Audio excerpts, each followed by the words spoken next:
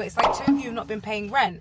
And in 2 of you not paying rent, that means that I'm paying your rent to pay to the landlord. So there are times, guys, where we are at a loss because of things that are going to be out of our control, like a tenant not paying rent or like a tenant not doing what they're supposed to do.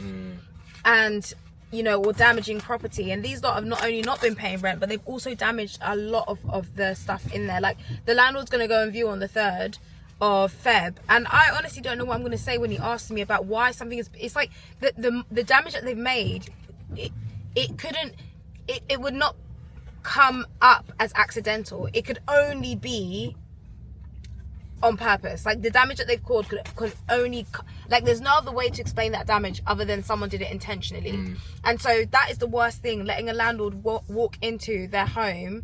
You know, we've already paid £1,000 to resolve all the major damage, but like the other things that we can't do in that space of time, it's just hard. It's hard because it's not what we want our business to be about. We want landlords to literally come in and be like, wow, you really are keeping my property. Wow, you really do care about my property. And I hope that we've built enough of a relationship with this landlord for him to realize that we've done all we can to manage it.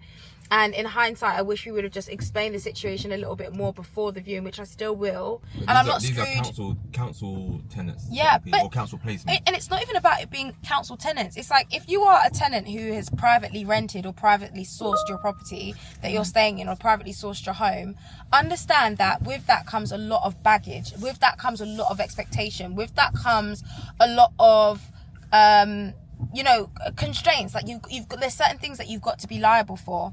And one of those things, and the major thing, is your rent. If you're not paying your rent, you are going to be homeless. And now they've made themselves intentionally homeless. They've been served a Section 8 notice, and they've made themselves intentionally homeless. And that's due to their own fault. And again, same thing with damage. If you damage someone's property, the result is that you can't stay there anymore.